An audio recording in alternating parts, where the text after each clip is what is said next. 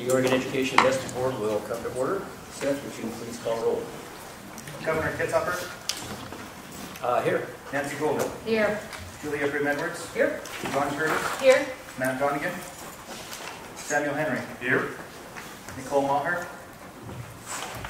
Mark Colville. Here. David Reeves. Here. Ron Saxton. Mary Spildy. Here. Kay Turan. Hannah Vendring. Dick Whitnell. Here. Very good. It's just as a first order of business, some of you may have read an article in yesterday's paper concerning Dr. Crew's being mentioned as a finalist at a university in New York, and I just wanted to give Dr. Crew an opportunity to speak to that in front of the board. Thank you very much, Governor. Members of the board, Governor, it is indeed true. I am a finalist for the position of president of Medgar Evers College in Brooklyn, New York. It represents not an interest in leaving this job at all, but rather the request of a dear friend and one other colleague, both of whom are from New York, to essentially at least be considered for a position that was in tremendous need of leadership in what essentially is one of the remaining very, very important and culturally rich, diverse communities of New York City. I did so. I did, in fact, say that I could, that I would, in fact, be considered for that. I have not in any way, shape, or form indicated that I will, in fact, take this position, but rather that I would at least just be considered and would take a look at it. It does represent home. It does represent a match in at least my knowledge of that portion of the world, and certainly a connection, an operational connection with young people in Brooklyn, New York. Those of you may know, I've obviously spent a fair amount of time in New York, both as a student and a young person growing up, and more recently as chancellor. I have family in that part of the world, and so for all those reasons I decided I would at least take a look at it. That's what I've done. Thank you. We would next need a motion to approve the minutes of the May 4th meeting. So May 14th, excuse me. Moved and seconded to approve the minutes of the May 14th meeting of the Oregon Education Investment Board. Is there discussion? Objection? Who's joined us on the phone there, by the way? This is Nicole. Hey, congratulations. Thank you very much. Can we hear this newest member of your family speak? Any comments? I'm sure you'll be hearing him shortly. Very good. But we'll try to keep the phone muted. Very good. Thank you. I just want to, some of you may know this, but on June 3rd, our friend, Ami Ramajani, died suddenly back in Minnesota. And really a great loss. He had adopted Oregon as his second home. He loved Oregon. He loved working with us on transforming healthcare and education and public services in general. His was a gentle spirit, a big heart, really a compassionate human being, and we miss him very much. And I think he would want us to continue to drive forward with these transformation changes we're working on. So I just wanted to just offer that for thought and reflection. We'll start with a legislative update. I'll give you an update of where I think the budget process is, but it's a moving target from day to day, and then Ben can give us a little update on the priority bills. First, let me say, just in terms of the larger debate, we had a $270+ million increase in the general fund in our forecast, which was very, very good. We could probably go home with that. But I think we need to remember that we came from a $3.5 billion revenue shortfall just 2 years ago to a slight uptick in our forecast, which is good news, but in no way mitigates the disinvestment that our system of public education has suffered really over the last decade. So as part of this effort to trend down the cost of the public employees retirement system, which is, again, not based on anything but the market impact that had on the fund. It increased the long-term actuarial liability, which is what's driving up the cost, and it's created a cost driver in our education system. We're working on a package that would address that, but there's also an investment side. So the problem in our public schools is not just a cost problem, it is also a revenue problem. So the proposal that I've been trying to craft involves a significant reduction in that long-term unfunded actuarial liability and around another $270 million, which would accomplish the following. Even if we were to go home with the revenue forecast, there are a number of districts, Eugene, for example, North Clackamas, Beaverton, Hills Group, and Myrtle, that will still be laying off teachers and whittling away at all their school days. For an additional $150 million, we can virtually guarantee that all of our school districts will be held harmless and get us to the point where we can begin to reinvest. That's a K-12 number, $6.7 billion in the state school fund, plus the PERS savings is approximately about a $7 billion investment. It would be an historic budget in two ways. One, because of its size, but secondly, there's no one-time money in it like we had in the past. So this is really a floor that we can begin to build on. In Eugene, for example, which is one of the more challenging districts, I've been told that they would have to use some of their remaining reserves in addition, but in addition, that would mean no more teacher layoffs, no more furlough days in the first year of the beginning. In the second year, they would begin to start building back. So that would be very, very good news. We'd also like to put another $80 million in our post-secondary system. Hopefully some of that could be used to mitigate tuition increases. And then the other piece that I think is very, very important for our agenda is trying to fully fund the child mental health program. So we're still having conversations. It's one of those interesting situations where I believe there are votes in the chambers, not all of them from one caucus or the other caucus, if we can get these bills to the floor. And I think the parties are sitting across a table and they can actually reach each other. We just have to get them to shake hands. The other part of the budget of interest to OAB are our strategic investments. As you know, we had started with the teacher effectiveness investment of $120 million. We've reduced that to 60, which we still think we can do, plus the investment in third grade reading, academic support for post-secondary aspirations, and science, technology, and math, and the arts. So in combination, it's a $90 million package. We've got about $60 million in the general fund, and we're working diligently to try to make sure we get that full investment. I think it's just incredibly important that this budget not only sustain our current system, but also begin to transform it, and these were the priorities of the OAB, and so we're continuing to work with the presiding officers and the co-chairs to see if we can end up in good shape with those investments as well. Okay. Great. We're up to the, and ask Whitney.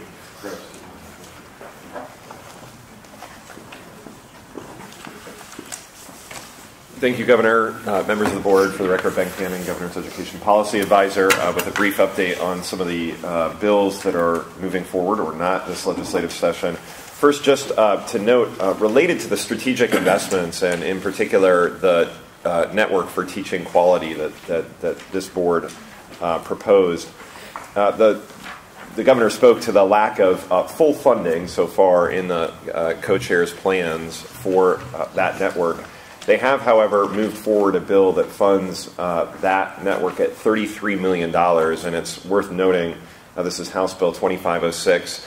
It's passed the House. It would fund the network through 3 carve-outs from the state school fund, $14 million from the ESD portion of that fund, $14 million from the school district portion of that fund, and another $5 million from an existing carve-out from the state school fund that is currently appropriated to support capital projects at school districts. So that piece of work, House Bill 2506, moves forward to support the strategic investment that the OEIB and the governor developed related to the network for teacher quality.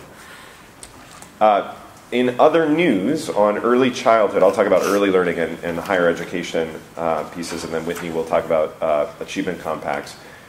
On early learning, House Bill 2013 and House Bill 3231, I should say 2013 is early learning, 3231 is the Youth Development Division. Both of those bills moved out of the subcommittee on education, the Ways and Means subcommittee on education this morning, so they are moving forward in the process. The early learning bill to create the local hubs through which early childhood services will be arranged and delivered locally.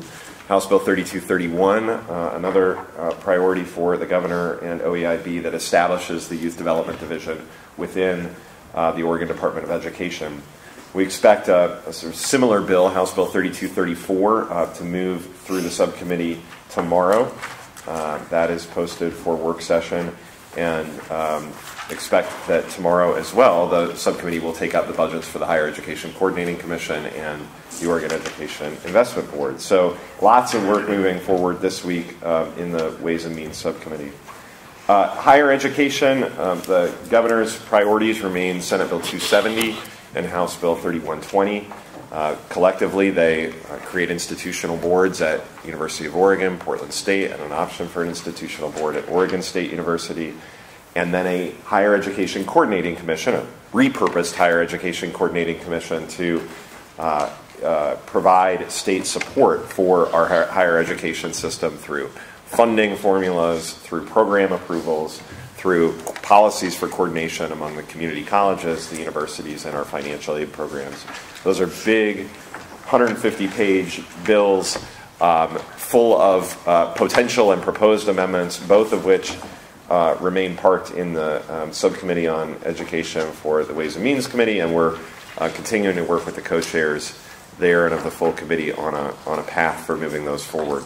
So you'll see in the latter half of latter kind of 2/3 of the legislative update a variety of other bills, some of which I've mentioned in previous updates to this board, and where their status. A number of bills at this point have died officially by failing to get scheduled or worked in a policy committee.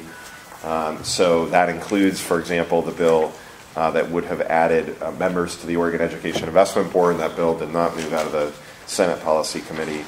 And there are a variety of others here described that I'm sure one of us can speak to if there are questions. But I'll let Whitney talk about achievement compacts and legislative changes proposed and likely moving forward relative to those. Whitney Grubbs, Policy Advisor to the OEIB. So I just wanted to update you on House Bill 3075, which touches a number of subjects, but most relevant to you is the impact it has on the K-12 achievement compacts. So this bill was put forward by the Oregon School Board Association also in collaboration with COSA. We did not have any objections to the bill, and what it does is it moves the deadline for the K-12 and ESD achievement compacts from no later than June 30th each year to no later than October 15th each year. And this came about really as a result of having gone through our first year of implementing achievement compacts and having somewhat of a dissonance in sort of how schools actually go about doing their planning and their budgeting when the data on student performance actually comes out. And so it was sort of decided that fall made a lot more sense. They would be able to have actual data from the year prior in front of them. So this bill has passed both houses and is on your desk, I believe, awaiting signature. It takes effect immediately upon signing, and so it will move the deadline for this school year. Many districts have already submitted their achievement compacts. OEIB has worked with Rob's staff at ODE on creating an online submission format this year, which is making it a lot easier for the 197 school districts to actually do this work. And our plan is to leave this online submission open until the end of June. Go ahead and close it over the summer when we have new data from 12-13 in the fall, September 6th-ish. ODE will upload that data, and then school districts will have the option of either revising their compact or submitting it for the first time if they haven't already done that. What this will mean for this board is that we won't have compacts to share with you until probably the third week in October, maybe early November. But that's how this work will go out. There will be an official communication from the Chief Education Officer out to the field There's a potential that we'll need to do some revision of the permanent rules that this board adopted implementing those compacts. We're looking at that now so that when the legislation is enacted into law, we'll be ready to bring back more to you. But for now, we'll do an official communication to the field. We've also contracted with IMESD, this amazing school district, or ESD in Eastern Oregon, yes, to do the support work for us. So they're actually operating a help desk to help field the many questions from the field around compacts and other issues. Please. Will this affect higher education community college community achievement compact dates for as deadlines as well? It will not. It only impacts K-12 and the ESD compacts. So we'll have two phases of achievement compact data. Exactly. We'll have two phases, and the community college and university compacts are coming in now as we speak. We've received some already, and we will, my colleague Hilda Roselli will likely have a report for you on those next meeting. Any questions? I think it's good timing for K-12, just in terms of beginning of the year, get your data, start working with your schools. So yeah, it'll be good. I might add that there was a strong recommendation from K-12 to kick it back to the fall implementation. So this was one that we've vetted for quite a while, and I think it's going to be very well received. Just a question on communications. When do you expect to get the communication out? Hopefully really soon, like in the next day or so. Okay. Yes. I know colleagues in my area keep asking. Yes. Do I have to get it in, or do I have more time? And I keep saying, I think you're going to have more time. Right, right. Thank you.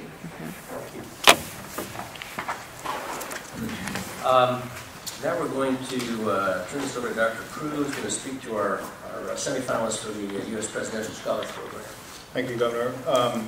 I don't believe that either of these two students are here, but I want to mention them. This is a program that many of you may know, having been established many, many years ago to recognize some of the most distinguished graduating high school seniors. And particularly to recognize some of the students' talent in visual and creative and performing arts. About 141 students that were named as presidential scholars, and the two from our state include the following: Sophia Keskis from Cleveland High School in Portland, and Raghav Tripathi, who is from Westview High School, also in Portland. Those two students, while not here, should at least be recognized in name at least. Thank you. Great, thank you. We also have a finalist for the Doodle for Google, Oregon. And she's unfortunately having difficulty finding our location. We don't know whether she has done a Google map search or not. But we are going to just move on, and then we will come back to that when she arrives. She is striving to join us. The next agenda item is the OEIB subcommittee accomplishments and discussion of sort of where we want to move next year. Dr. Crew will lead that. I just want to make a couple opening comments. The committees we have right now are policy and governance, best practices, equity and partnership, and investment. I think the Chief Education Officer will be recommending some changes in those subcommittees going forward. But I just want to create a bit of a context here by reminding you that really there are just two overarching missions and bodies of work that only the OEIB and the Chief Education Officer can do. Without this structure, this work just doesn't get done. And the first one is creating a deeper P-20 connections. As you know, we've got the Early Learning Council focused on early childhood. We've got the HEC focused on post-secondary education. We've got the State Board of Education and the Department of Education focused on K-12. But it is only the OEIB and the Chief Education Officer can actually help forge closer connections and make sure that these different parts of our system are well connected at the key transition points.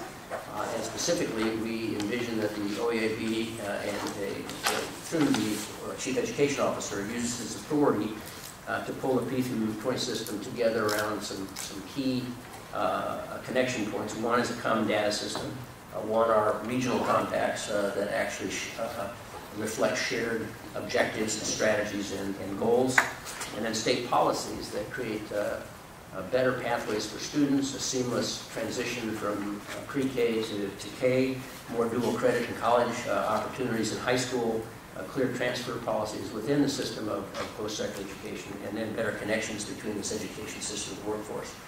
So that's very, very important to achieving our 40-40-20 vision, and no one is really tasked with that in the system except the Oregon Education Investment Board and the Chief Education Officer.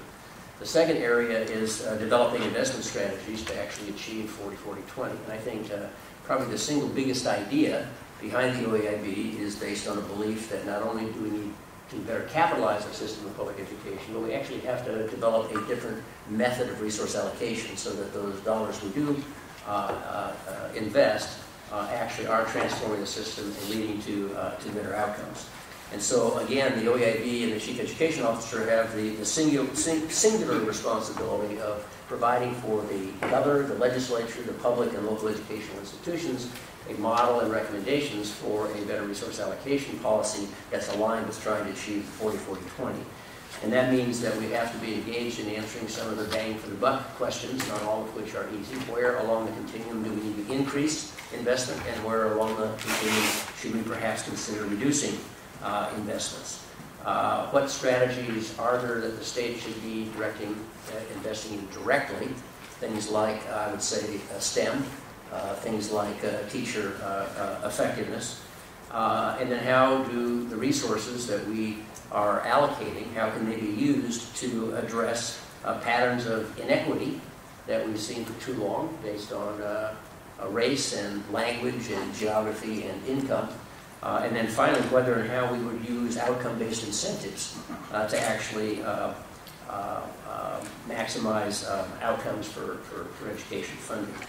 I'll just say finally that most of that work, the actual work, is going to be adopted in terms of policy by the legislature and other boards and implemented through a variety of agencies, the Oregon Department of Education or OSAC or the Learning Council. But that work actually has to be shaped and led, and I think driven, by this board through the Chief Education Officer. So I just wanted to provide that as sort of a big context in which the work of these various subcommittees would be nested.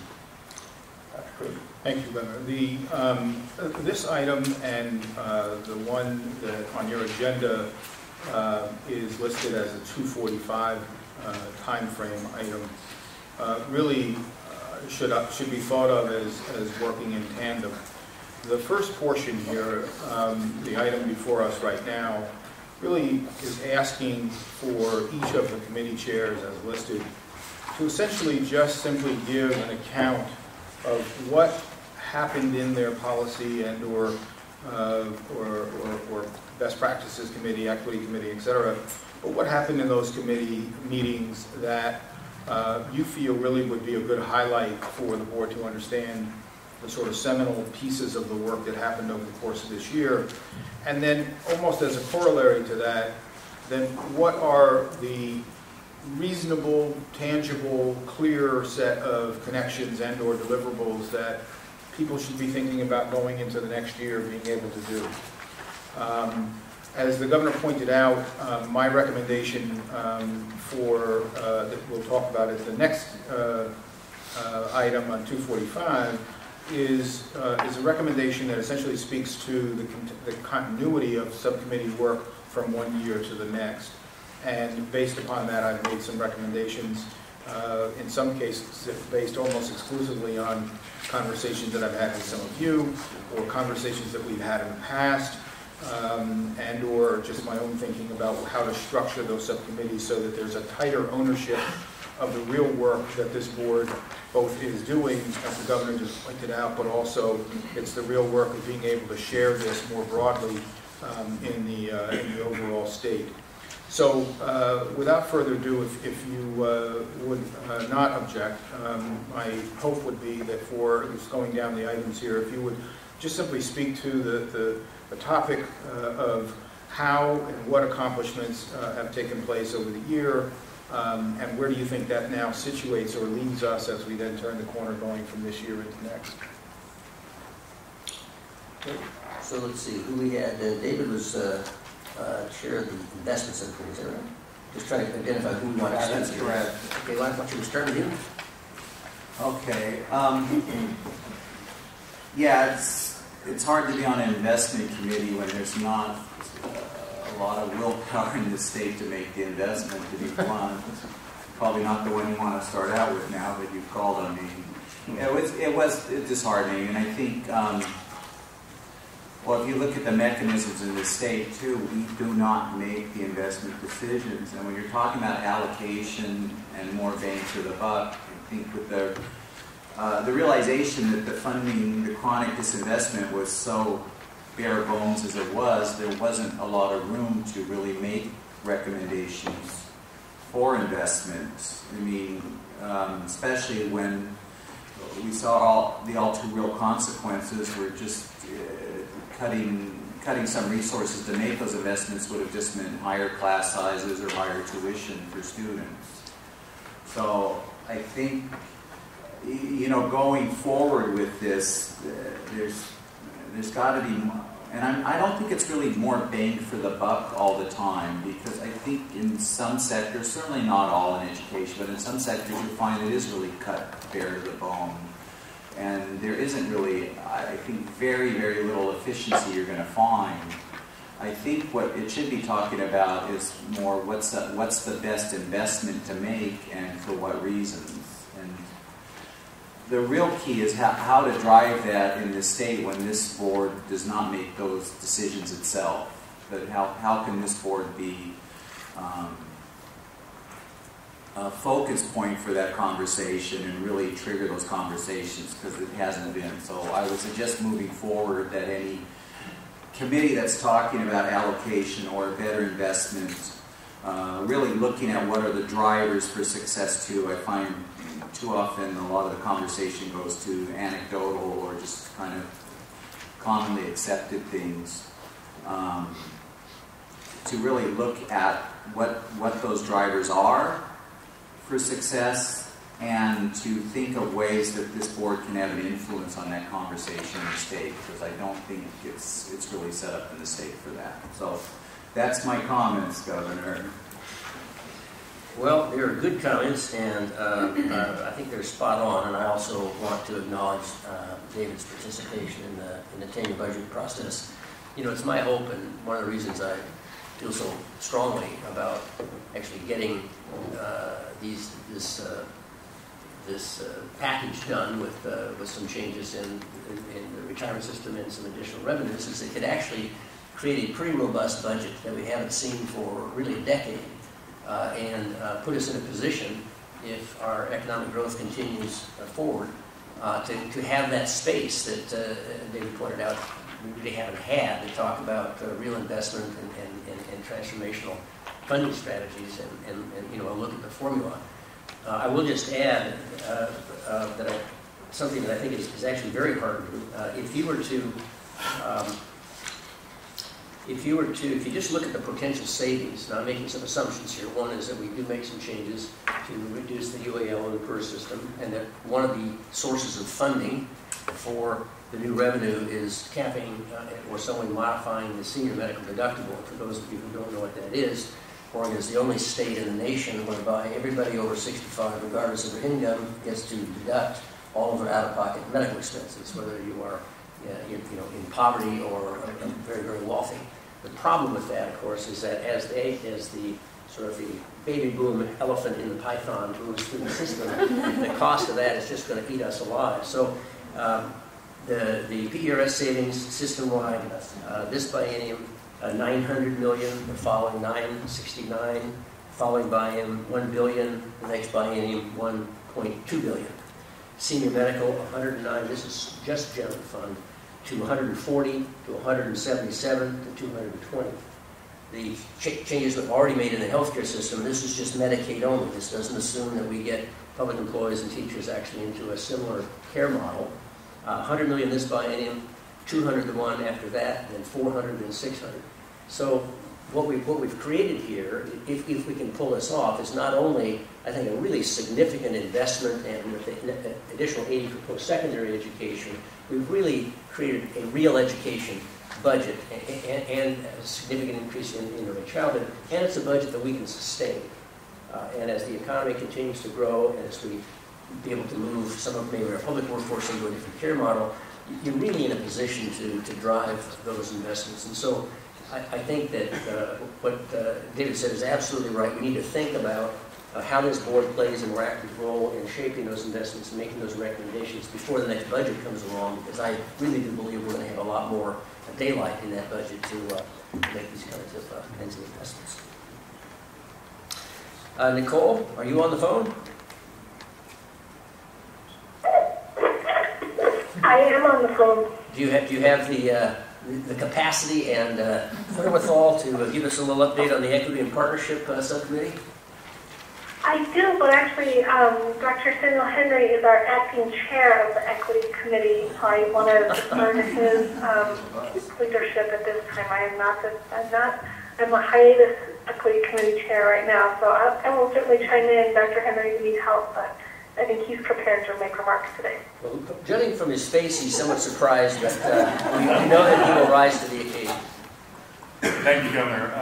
As acting, and I hope my other colleagues will chime in. I think there are 4 bits that we need to talk about in terms of subcommittee accomplishments, and that would be, I hope, fairly obvious, the equity lens, the brief on disproportionate discipline, the English language learner brief, which we are still working on and worked on in a draft this morning, and the Equity Advisory Committee, which our staff member, Dr. Darcy McEwen, has really worked hard to both assemble and to focus in terms of the issues we're looking at.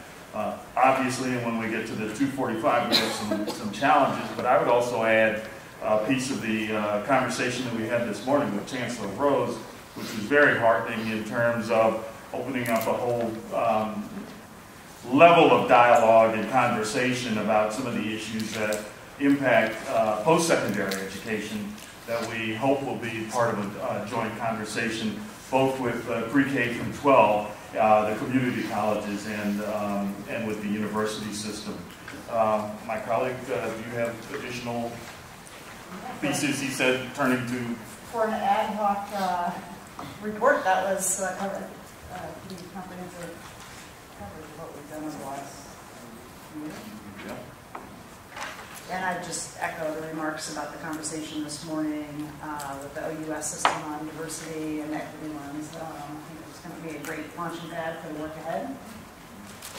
So do you have any thoughts about sort of priorities for moving this work forward in the next year or so? We had a plural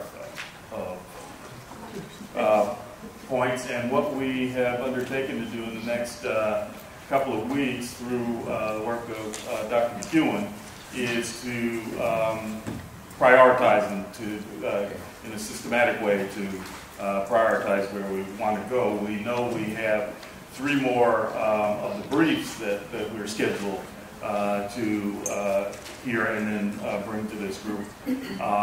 But the actual next points remain still a little bit unfirm at this point, with out-of-school youth and youth development being one of the next points that we really want to wade into.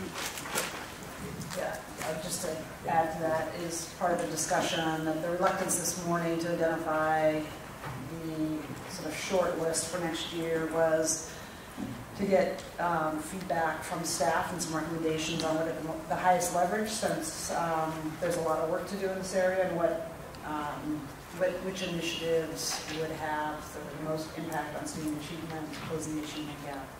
So that should be, as Dr. Henry said, done over the next month. Any questions? Comments about that? Okay, Yvonne? Okay, I'll make a couple comments and then I'll see if Michael has anything to add or anybody else on the committee. I have identified a few areas that I think we could actually say we've delivered on. When we started on the Best Practice and Innovations Committee, I think the first thing facing us were all the recommendations around the Achievement Compact, which included taking a look at the timeline as well as some of the metrics and the targets. And we heard from many stakeholder groups and made those changes early on. I think that helped to get that information out as committees were forming to set their targets. With regards to the Regional Compact, I think what we sprang to next was the conversation about regional compacts, because as we looked at the Achievement Compacts, what I would say is that I think we were dealing with a little bit of sort of residue from the No Child Left Behind and AYP and this sort of feeling of there was a sanction approach. And so it was an opportunity to start to shift the conversation of what we really want to do is look together as a state at best practice and see how we can see where that excellence is happening across the state and scale that up. So in the conversation about the targets, I think what we did is own that, yes, it's important to look at those targets, and how could those targets now move us to work more collaboratively with regional partners. So thanks to a lot of work from staff, specifically Michael, there was a lot of work done in taking a look at what was going on around the state. This is actually, I think, a practice we should continue to use on this panel, and that is to look outside and see where those exemplary practices are already happening. And we were able to do that with the Regional Compact idea, to look at some regions where they were already doing that kind of work, have them come and present so that we as a committee could learn more about that instead of trying to reinvent what we thought something like that should look like. And we were looking at a best practice model that had research behind it. So I would say that we're moving forward on that. It's a very complex idea, and I think it's going to be shaped by the members of who participate in those regional compacts. But I would say that some of that work is already, was started actually before it came to best practices, but I think it's moving forward. Another area I would say that we delivered on was the development of the statewide EL plan. That was really exciting for me, having started that work in with Hillsborough and other school districts about 3 years ago. It was really great to see that come to a statewide plan and to get support at ODE with a staff member who will own that, as well as ODE, and help us move that forward. I think there's a huge potential as we look to the key funding initiatives going forward with the idea of the networks. We have seen the development of that idea of the teaching professional development networks.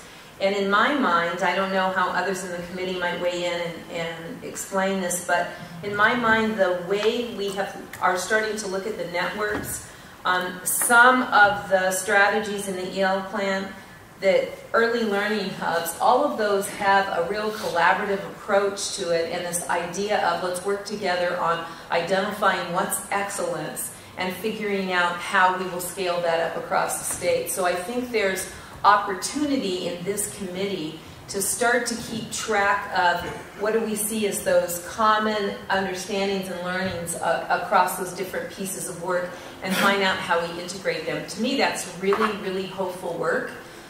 Because in the state, I think before we've created initiatives and different plans and we've gone down these different trails, but there really wasn't anybody to oversee where do those things cross over or should cross over, where do we have the cumbersome barriers and challenges that we start to build up. Hopefully by having that work come through OEIB, that might be some of the role of that panel. And the last one I'll just mention that I think could be part of the work of the best practices in innovation is the work around STEM or STEAM. As a descriptor for this committee, best practices in innovations, I think that it could be sort of a place for bringing all the learning and the knowledge about what's happening in the state around basically everything that's impacting the teaching and learning piece. So I don't know if my colleagues on the committee would add anything. I'd just like to say how much life I think the regional compacts have brought forward. You know, I just looked at our region, and we have a new president of University of Oregon, and we immediately started collaborating with him. I think it really is symbolic of the 0 to 20 pathway, the P20 pathway.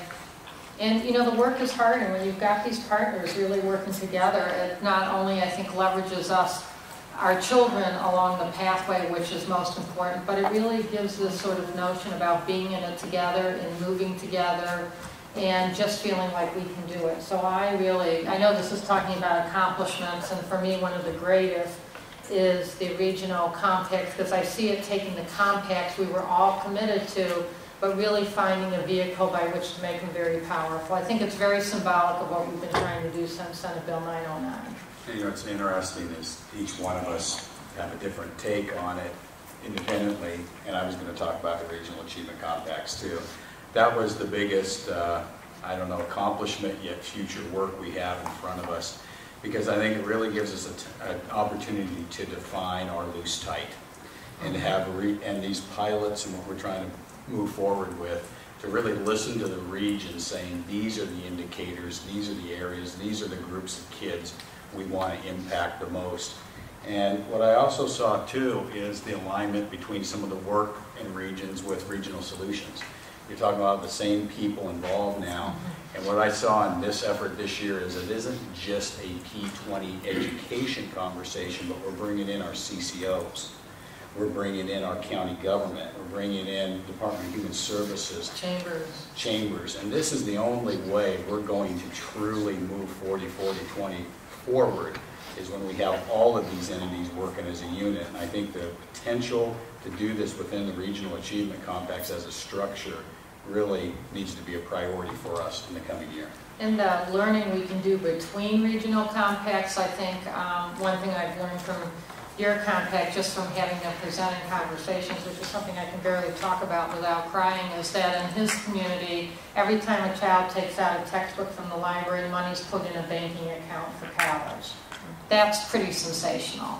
And since I've heard that, I've talked about that in my community, and you can see people are getting excited about that. And there's more to it than that too, right? But I just think it's not only we're all excited in our regions, the learning across regions is going to be very powerful. And it's a scale-up strategy that we'll have across the whole state. So I think we need to celebrate that. I'll just add that we had, Jada came to, actually it's a learning collaborative every month with the 15 coordinating organizations, and she and Pam Curtis came and made a presentation. And it's really interesting to watch those organizations from where they were 6 months ago. To each one, there is more energy and more excitement and more partners they've discovered in the community and more connections with things that didn't used to traditionally be thought of as healthcare. And the change is actually accelerating, and there's much broader ownership for the change. And I think the exact same thing could happen if we could set up these regional achievement compacts and have the same kind of learning collaborative where they get together on a regular basis.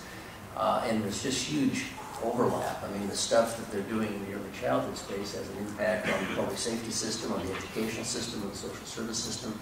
So I think you're absolutely right. It's we actually have, I'm sure there's Rudy could probably answer this, but I'm sure there's a parallel for this. We have a set of statewide metrics, outcome metrics, performance metrics, access metrics, and we just published, are going to be publishing it quarterly for the coordinating care organizations. And if you check on the website, they've just published the first baseline data, so it's got where everybody is, and then what the state benchmark is for having people in primary care, patient-centered primary medical care homes. And each month, each quarter, that's going to come out, and you're going to see the progress. And then at the learning collaboratives, we find out, well, why are you making more progress than we did, and what can we do differently? So it's a very elegant and community-building tool. So, Matt is not here. Who else is on the Governance and Policy Committee that we talk a little bit about? Oh, Mary is too. It's like having Julia. one. And then Mary's on it too. So. Okay, Mary's on it. Yeah, we haven't met in a while, but Mary. Your work is done, right? We did a lot of pre-work. Mary, let me should jump in, but we did a lot of pre-work before the session started around the higher ed piece. which is really our focus, and to set things up for the legislative session, and also to look at some of the alignment issues that have been created, alignment and integration issues that have been created through just the creation of OEID and the legislation of creating the Chief Education Officer position. Mary, you want to? Yeah, we had, I think, 3 or 4 meetings in December and January, and the focus was on the governance and coordination issues for the system, mostly focused on the university institutional boards, although also looking at the state structures, and prepared proposals that were moved into legislation and are still winding their way through the legislative process. So we'll see how that comes out. I think there's still quite a bit, in my opinion, of policy work that needs to be sorted out, but maybe appropriately waits until after the legislative session is over, as well as I think part of our focus was to be the design of the 0 to 20 system and the relationship between OEIB and all the other governance and coordinating structures like the HEC and the State Board of Education. So I think there's a huge body of work still to be done there, but I expect that it will be taken up once we see how all this plays out in legislation. Questions, comments on that? Dr. Rudy? Thank you, Governor. Thank you all for your comments. What I said earlier was that those comments then actually provide the sort of footing for this next item, which essentially is just the issue of what then, as we get smarter, better, more efficient, more clear about deliverables going into the next year, what should those deliverables be in terms of the subcommittees? What will be the, I think someone said the right word, what will be the drivers of that body of work? And how, if not these committees, are there others that we essentially should consider as a way of being able to ensure that the OEIB board's significance to this work is really felt through its ownership of this, of these subcommittees and the work that these subcommittees are doing in relation to the field. And so very quickly, what I'd like to do would just be to turn your attention to the draft document that's been provided to the board, proposing subcommittee restructuring for 2013-14. And I'll be brief in this, but I do want to make sure, first of all, that you recognize it's just a draft. It's not intended for, it should not be understood as anything in concrete at this point. It's just as a point of departure for our conversation today. First, let me just tell you that in terms of the governance and policy work, one of the things, as I spoke directly with the chair of that committee, Matt essentially said, you know what, Rudy, what I'm really concerned about going forward is how the OEIB owns this work and how they essentially put their imprimatur on that work so that the state actually both understands the role of OEIB, but more importantly is clearly being led by the energy and focus of this body. So the deliverables are appropriate to those comments.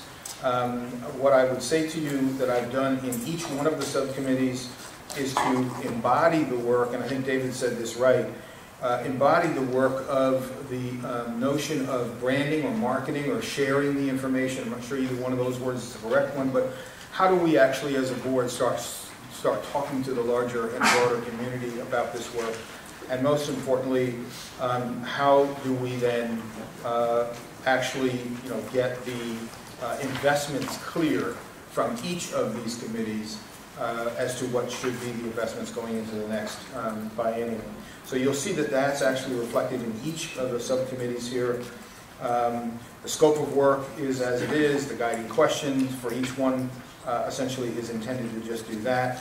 It's completely your call as to whether or not these can, at this point, correctly or accurately reflect the thinking of the chairs and committee members.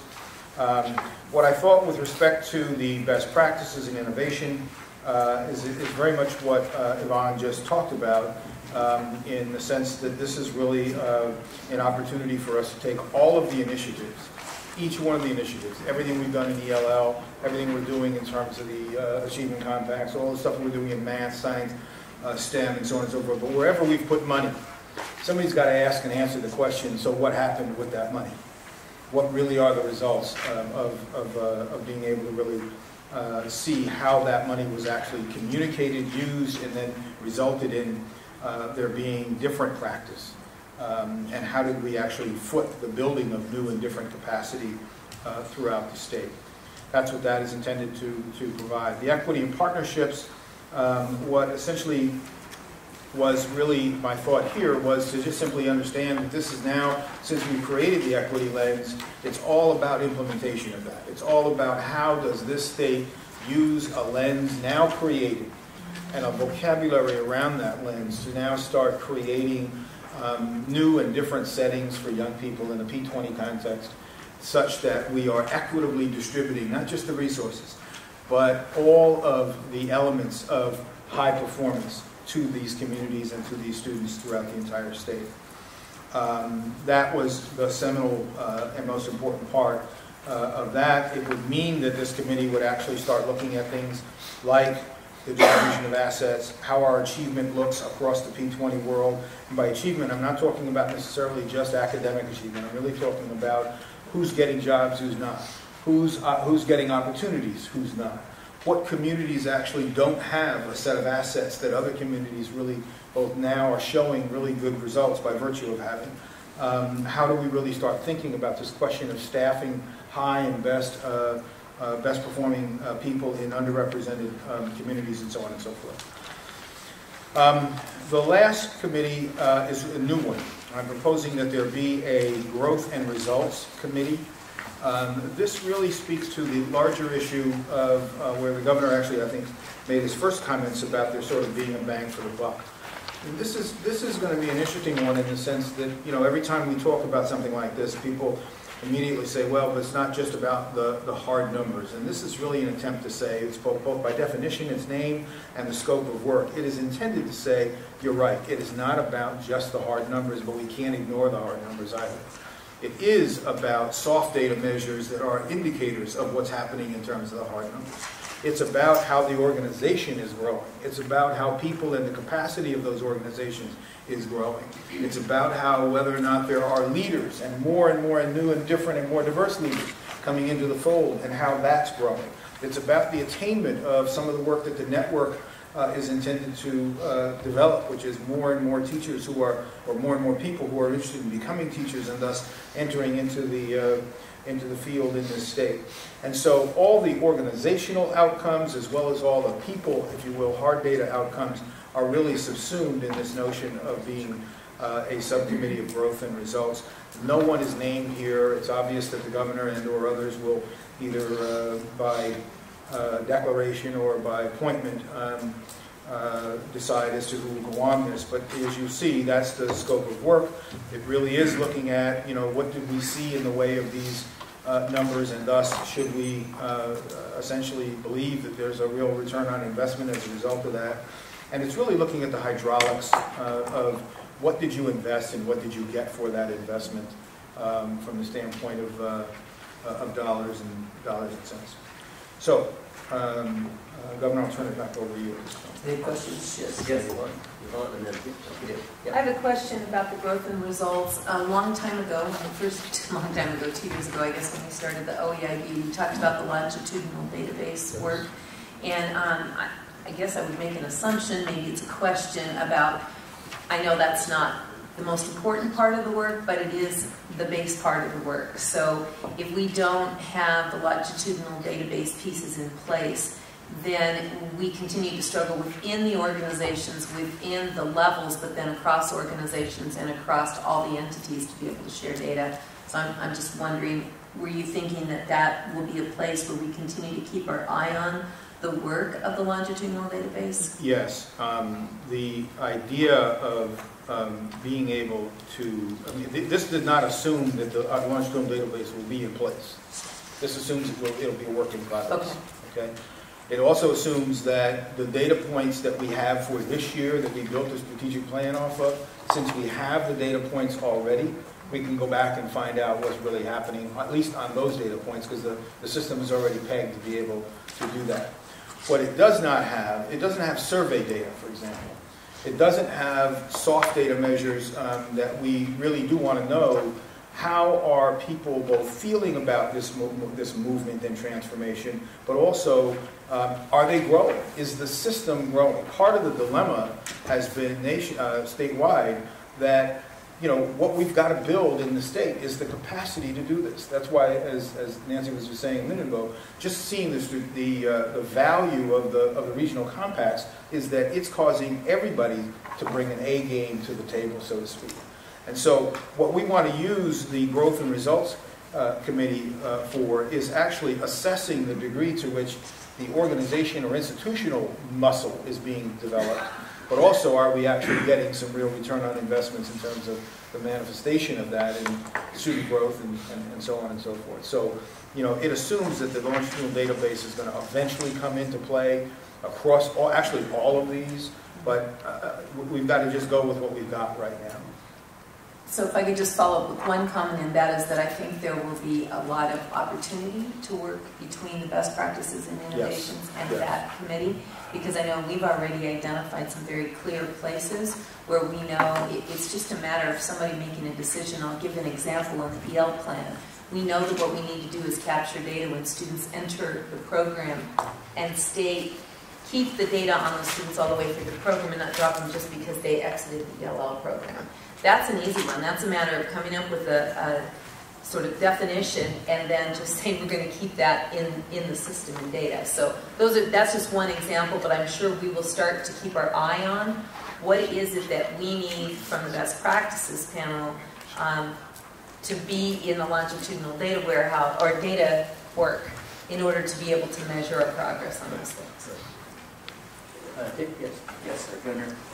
Is it possible, for the individuals that are outside of this room, two things. One is that the governor's chart of Oregon higher education, is it possible to map that out where it looks like in the boxes, so when someone asks me, I understand you're on the OEIB board, can you explain it to me?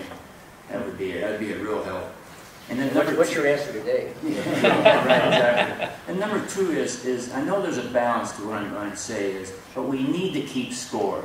For us to sell what your initiative, what you just reported on, we really need to do that. But we get pushed back because I don't think we tout the improvements that we have. We hear the negative, but we don't hear the improvements. And so this is old-fashioned and what have you, but keep score. We need to know the improvements that we're doing, and that way I think we'll have an easier time with the election process, and then also have with the grassroots. I think it's a communication that we need to really do outside of this building, and we can use this in a negative way too. To be where we started out at in the 40-something or other in education between the 50 states, we're going to improve on that.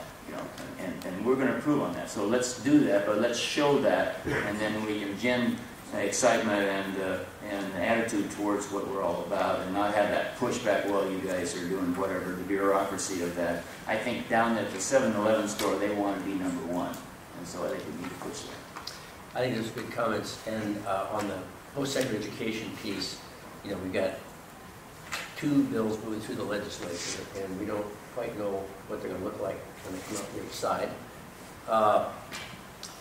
But that will, at the end of that, we will be able to show you sort of what the relationships are, and I think both the particular Governance and Policy Committee will be able to do some additional work then once we sort of get the legislative product. And maybe just to follow up on that growth results deal, where do you apply for that committee assignment? I think that would that's the next order. That would be a real good. Governor, I hear him volunteer. Yeah, I think so. Well, I can't fill out that out. I'm not even on one of these subcommittees. Well, so what I was going to do is the results. I would keep the But I understand that Rudy said we're getting rid of the investment committee as a committee, but we're going to ask each of the subcommittees to keep an eye on those investment strategies. So we have Matt Donegan is currently chairing the governance and policy, and Yvonne is chairing best practices and innovation. If you're willing, Matt's willing because he's not here, to keep those subcommittees, and Nicole, or Sam, and whatever Rudy wants to chief. I would recommend keeping the current committee chairs. We'll need a new chair of the Growth and Results Committee, and then if you could just email to staff, to Seth, your preference for what committees you want to be on, we'll get those forward. I would just like to, since we're a little bit ahead of schedule, I would just like to go around and see if any of our, what is your official term? Are you an advisor, Rob? Jada? Everyone else? Just see if you have any comments or questions for the good of the order. You know, what your little report in, since we were a little ahead of schedule, because I know you're all out there working hard. So, Rob looks like he's thinking, so Jada's always quick on the feet. Bob as well. Why don't you go ahead, John? Would you like us to report in on some of the work that we're doing? Just sort of your progress and just a little quick update for the OEAB on the work that you're doing down in the trenches every day.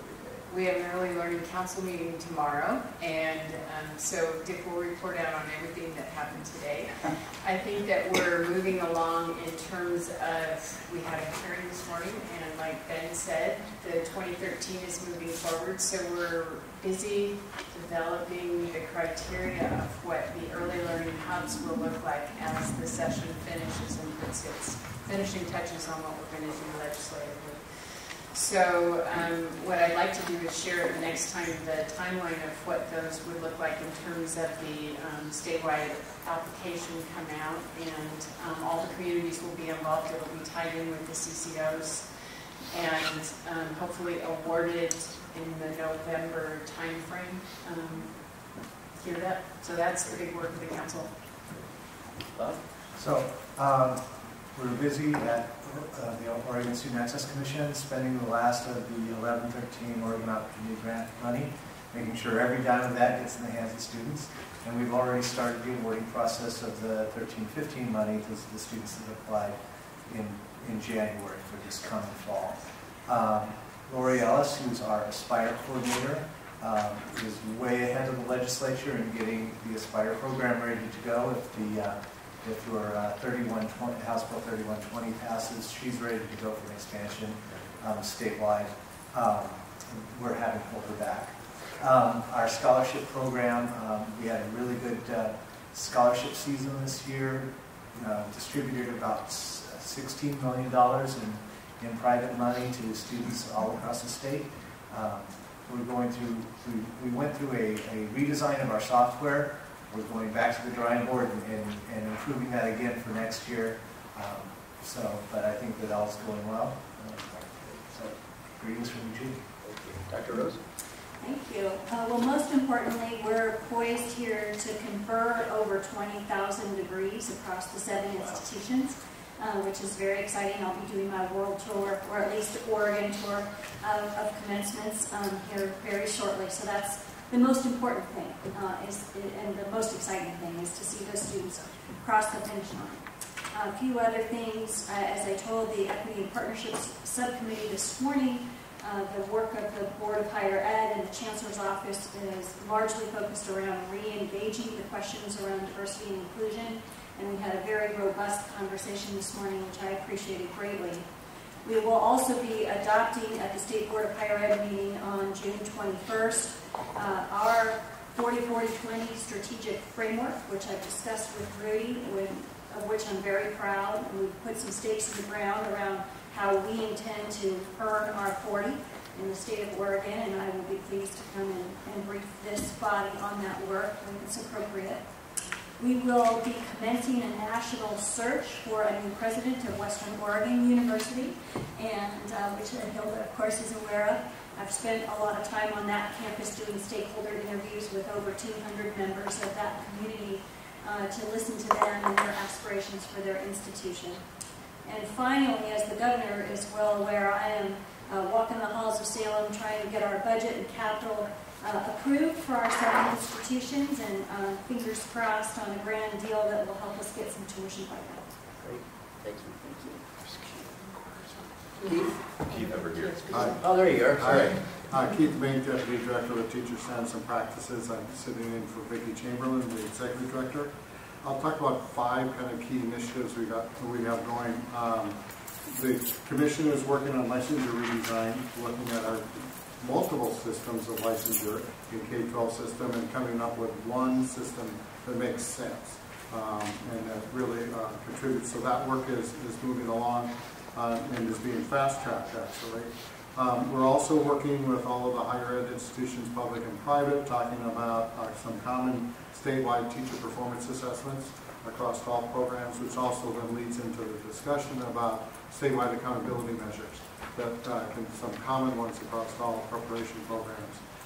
We're also beginning the conversation with several programs and school districts around dual language and how to prepare educators that are qualified to go into K-12 schools where it's dual language or immersion or bilingual. And so right now there's really a lack of supply of educators in that area. So we're beginning to have that conversation of what do we need to be doing to create the supply to meet the demand. And then also continuing our work along with the ELL Collaborative and the work on how do we develop the competencies within the incoming workforce, pre-service educators, but also in service by working in partnership with the school districts so that our educators could better meet the educational needs of the English language learners. Iris? As Ben mentioned, our bill passed out of subcommittee on Ways and Means this morning, and so that will establish us over at the Department of Ed. We are working with Rob. I meet bi-weekly with him now with respect to that transition over to the Department of Ed. Our next Youth Development Council meeting is on June 20th, and we've invited Dr. McEwen to come and share the equity lens document with us with the idea that we would adopt that lens and utilize that with respect to Youth Development Council and in the continuity with respect to the board itself. And I also heard Dr. Henry mention that there is a desire to look at how we might make those targeted investments around specific youth populations, particularly those youth that we're trying to reconnect educationally. So that particular connection will be another one that we will be looking to do. So we have our work cut out for us this year with respect to the transition of the Youth Development Council into the Department of Ed, and working with and have several meetings set up with the Department of Ed and with staff there to look at how we coordinate and connect with the Department of Ed around some key specific areas of work, like some runaway youth, disconnected youth, dropouts.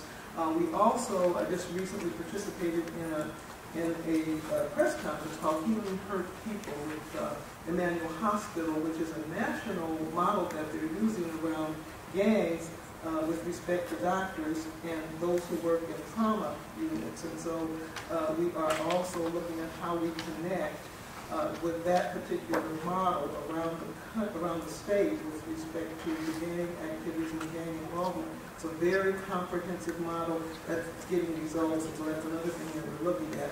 What kinds of programs and investments will get us the results that we're looking for? So a lot of work underway, a lot of work yet to be done. Very good. I was just checking with Ben. We had a quick sort of overview of the budget today, and I believe $1 million that we have in there for that work is still remains in the budget. Yes, it's still there. Wow. Governor, thank you for starting down that way, so I had a chance to make my list here. I appreciate that very much. And it's a pretty good list. So we are, as you all know, we did a presentation here this last winter on what the department's strategic plan looks like. And that strategic plan mirrors very closely on student outcomes with OEIBs, and then there's some additional work that's within there. But we set out a list of fairly aggressive 6-month metrics. And we're just now coming up on the 6 months. So July 1 would be 6 months, and we'll be putting together a report on where we land on each of those, but it's looking very, very good. So it's coming along quite nicely as far as those targets are concerned, which would get us to our July 1, 2015 targets. We also are involved, one of the metrics that we had within there was a reorganization of the Department of Education where we break down some of the silos that have existed previously, and we promised that we'll have that reorganization done by August. And we're on target to do that probably in mid-August, and we think that we'll be a more efficient organization when we're done with that work. We've been out in the state this year supporting school districts on their implementation of Senate Bill 290, which really has to do with teacher and administrator evaluation in a different way. And districts are required after July 1st to be evaluating teachers and administrators in the district using the precepts set forward in Senate Bill 290. And I think that it's been interesting. For a while there was the idea that that didn't need to be done until July 1, 2014, and the fact that we moved that up to 2013, I really think has pushed districts and moved that work in a much faster way than it would have been, and really in a pretty admirable way as districts have responded. So we're engaged in that. We've been supporting focus and priority schools across the state. We are at the end of really the first year where we've gone in and helped them do an evaluation as to how they might improve, what actions they might take to do that, and supporting them in that work. They've turned in their plans, which have been either approved or denied at this point in time, and they're in the process of gearing up for actual implementation of those plans, which should change student outcomes for some of our schools that have been lowest performing and have the most number of high poverty students in their schools. And so that's been a good piece of work. It's one that we're currently putting under review because we think there's some room for improvement even within that process, and feel good about the work that's been done there. We are ramping up an equity division at the Department of Education, which we've not previously had. There are 198,000 students of color in the state of Oregon, and we have 2.25 FTE at the department to work on any issue around equity, and that's all been federally funded. If things move forward in this legislative session as our plan, we'll have a department that would be about going out and working with districts as a support organization and not just compliance, and working on ramping up the EL plan, working with districts on matters of equity, and give us an opportunity to work with districts again around support as opposed to just compliance around equity, which is a really good piece of work, and we have David Bautista, assistant superintendent, now hired up to lead that.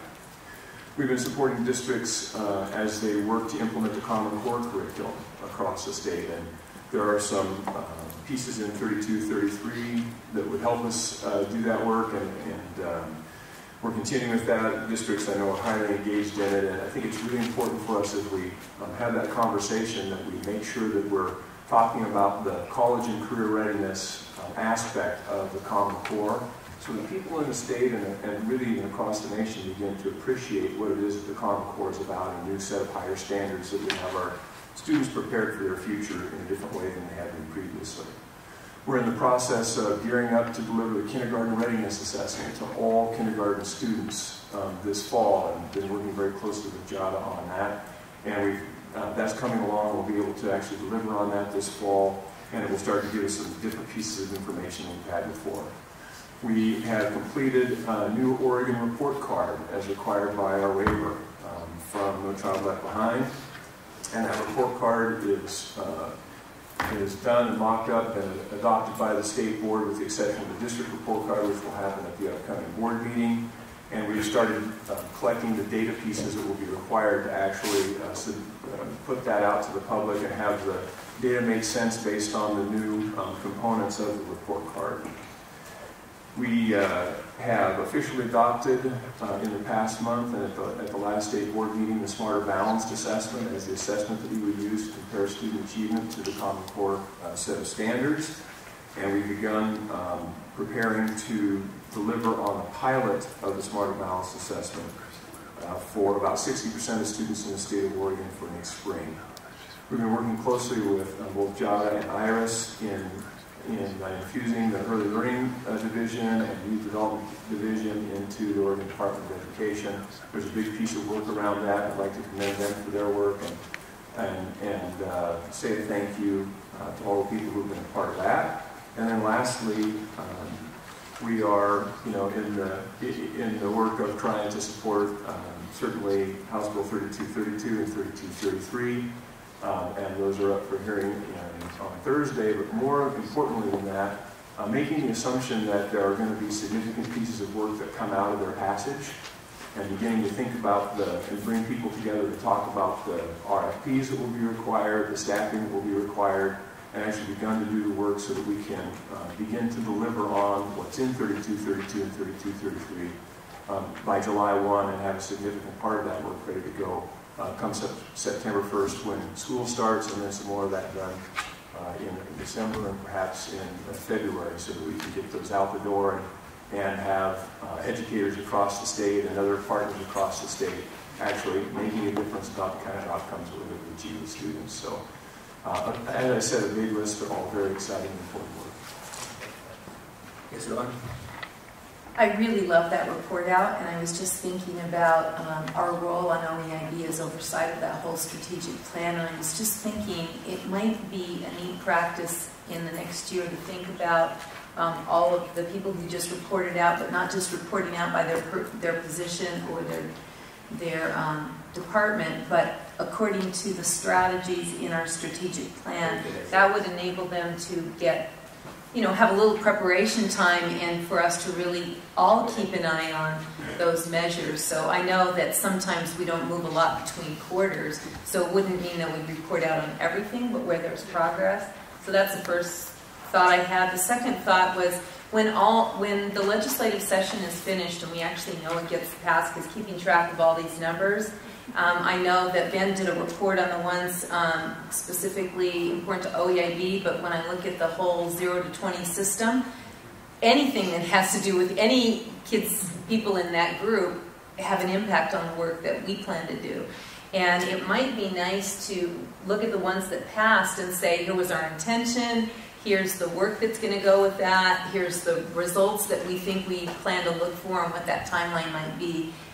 Maybe that's, I don't know, at the end of the summer or the beginning of fall, but I would really like to have a better understanding of what actually passed and how that's going to change our work. And a lot of the 6-month goals in the OEIB plan, the OEIB plan align to that. Yeah. So a 6-month plan update would encompass that.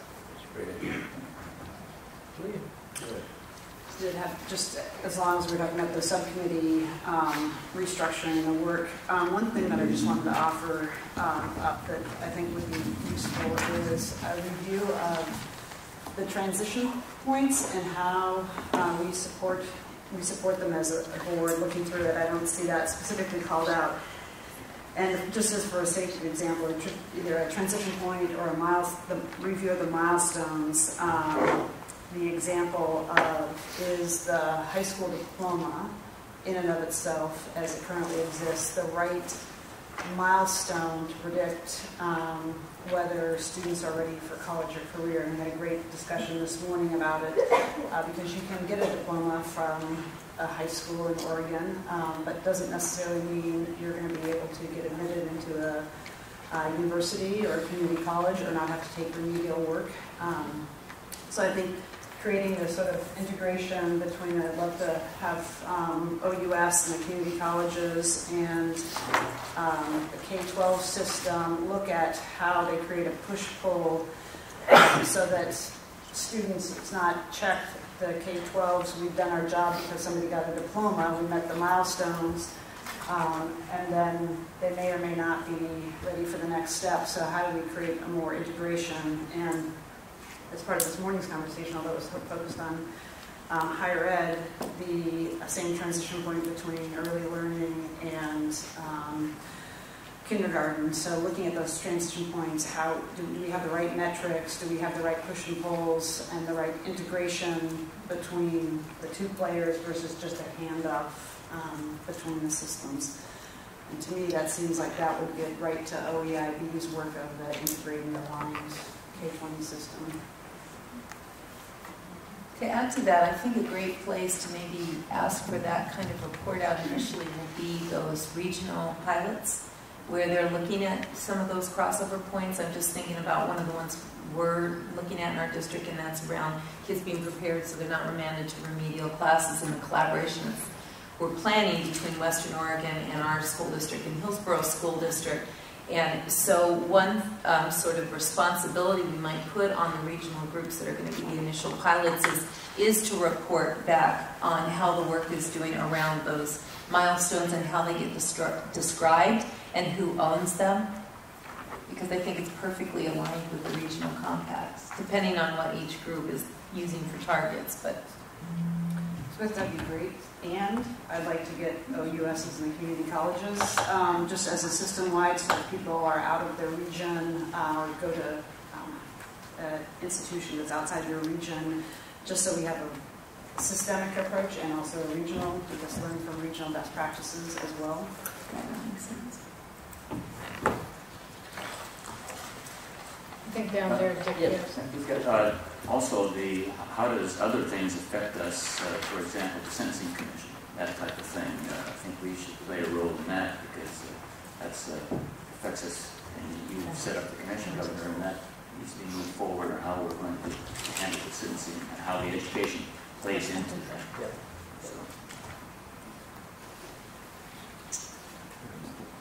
Yes, Dr. Rose. If I may, I just want to respond to Julia's first point about those connectivity points, and not to belabor it because we did talk about this morning, but I would be very anxious to engage in that conversation about how OUS can be helpful in pulling students into our universities, and I would be especially interested in that conversation because it touches on issues not just related to success of those students when they get to us, but actually affordability and debt.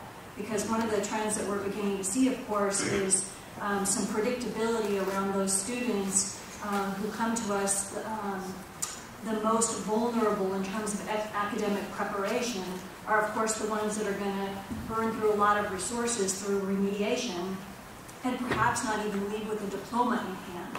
So we get the worst of all possible outcomes, which is that we provide access and then perhaps don't even get to see these students as part of the 20,000 plus who cross the finish line. So I would definitely commit our office to that conversation and look forward to having it. Yes, we had a disappearing task force that met on the Chief Education Officer appraisal for the year, and we met right before this, so I don't know if you want an update on that, just because the last two OEIB meetings we've talked about it. Yes. Mark was going to provide it. Yeah, just a quick flyby. Basically, we started this conversation a couple months ago in March about the performance appraisal for Rudy. And so we met for the first time as kind of a skeleton crew. We had quite a few members gone today, but we worked on the draft survey, and Lisa's been doing a lot of heavy lifting on this. And we roughed it out, and we really want to get this out to stakeholders. If you remember our previous meeting, we talked about various education groups as well as stakeholders throughout Oregon to weigh in, to provide feedback on that. And we will continue to work on this. What we're looking at realistically is to get this out in July, the survey. So we'll spend the next couple of weeks. Lisa's going to play with it a little bit, maybe work with some of our communications folks in the department as well as OSPRA to help define the survey and make it nice and clean and pretty and capturing all the the essential elements that we want for this feedback. But this board will have an opportunity this month to weigh in and provide any last-minute checks and alterations to the survey before it goes out in July. And then in parallel paths, if you remember, Rudy was going to be working over the summer on the scorecard. We're looking forward to that. So we kind of have parallel paths going where we're going to get stakeholder feedback as well as internal feedback so that we can gather as much data as possible to move forward into the fall, late summer, fall. In addition to the committee, Rudy will get to give feedback on the survey too, and then we'll have it gone in July. I have one other business item. I think what we'll do, if you don't object, since we're rolling along here, we've got two people who signed up to provide some public testimony. Our Doodle for Google award winner is here, so I thought maybe I would take the testimony and then we do that. We'd wrap it up on a very high note with our room. We are hoping to have a retreat this summer, sometime in July or August. I know that's very difficult to plan with people's summer schedules, but maybe if I could ask you to send to Seth days that you might be available in either July or August, and we can just see whether that's even going to be possible. If it is, we would use that as an opportunity, in addition to sort of strategic planning, to kind of go over what happened in the legislature, and we should hopefully will be gone by then. Is it possible to think about our August meeting date as just being an all-day retreat rather than just a short meeting? Because it's already in our calendars. Sure. At some point in time, I think it would be beneficial to have a joint meeting with the Grade Learning Council also. I think that's also a very good idea. Yeah, that's another thing that we had promised to do. So we could either see if we can, in August, determine or see if we can fit that into the retreat as part of it. So maybe that's the best thing to try to do. Let's look at maybe we've got a July 9th meeting, which is too soon. Maybe we should look at what our August meeting is and see if maybe we can build a retreat around that and have that meeting. We'll be glad to host in Eastern Oregon. We're always glad to host that. Okay, we will open the public testimony. Chuck Haggins? Rex, I'm sorry. Rex from the Oregon School Boards.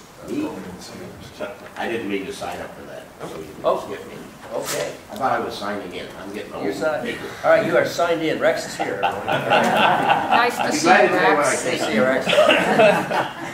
Colleen Gillihan from Center for Great Public School, OEA. Welcome. Thank you, Governor, members of the committee. Colleen Milam, Center for Great Public Schools at the Oregon Education Association. The center really focuses on supporting teachers with their practice and professional learning. Also, it is working with teachers to bring their voice to the policy discussion. And so one of the things that we've been working on this year has been the achievement compacts. And so the intent today was just to come and share with you how we're looking forward to continued discussion on the achievement compacts and the role that they play in school improvement. Actually, with Yvonne's comments, with Whitney's report, that information is very helpful for us. We're reflecting on our work as you're reflecting on your work today, and thinking about, so how can we proceed and work with teachers around those achievement compacts? And now, with the regional notion on the table, how can we connect those district compacts with the regional compacts? So just wanted to reinforce, looking forward to continued discussion around the work with the compacts. There are many other issues we're working on as well around educator effectiveness, and look forward to the partnership in that work. Thank you. Thank you. Thank you very much.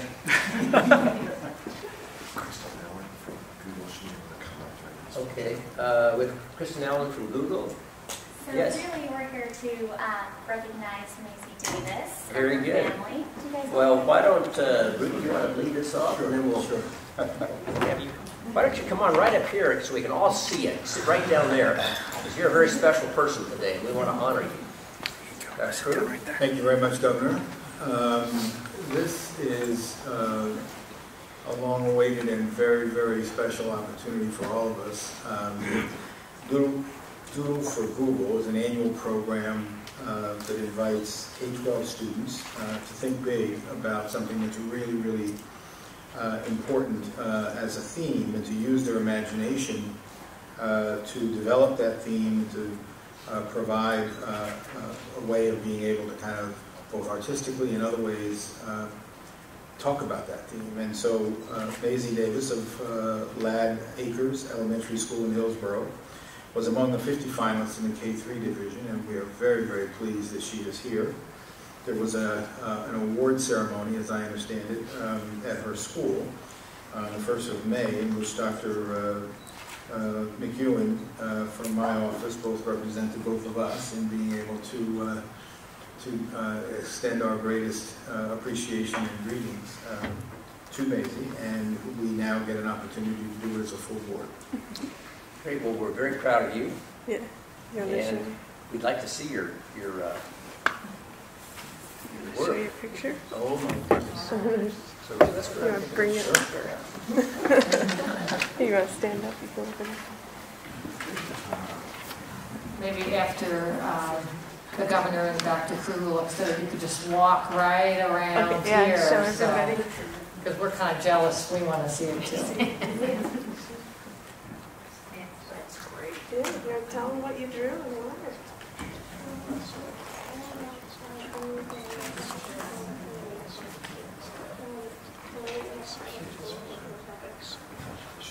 And the theme was my best day ever. So this was Wow. You got, what's on this mushroom over here? There, and you got like this apple here. That's great. Could we get our duck? Could I get a picture of you? Wow. Yeah, you okay? Yeah, she's going to take her picture.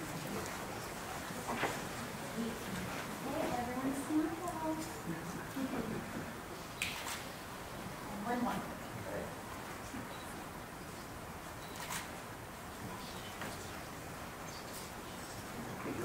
Walk around here, show everybody your artwork. Let's start with her going over a rainbow and landing in pot of gold.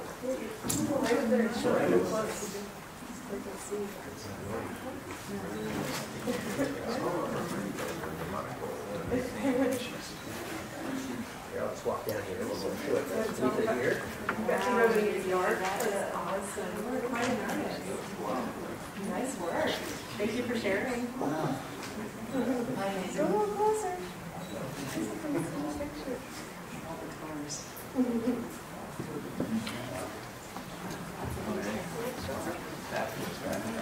I love those colors. You want to jump right in.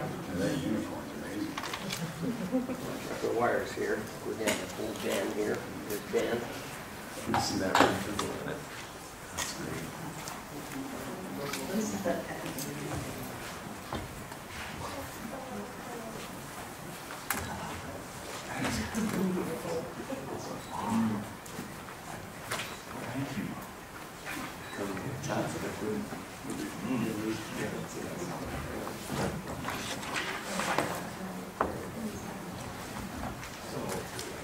While you're over there, ask Dr. Rose the scholarship. That's awesome. Can we give her a round of applause?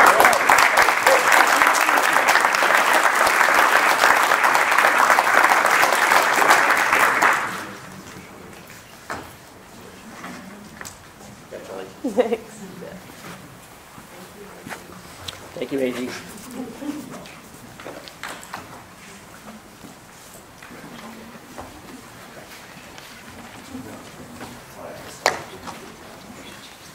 Well, it's a great note to end on, and one of the people we're doing this for. So thank you for coming.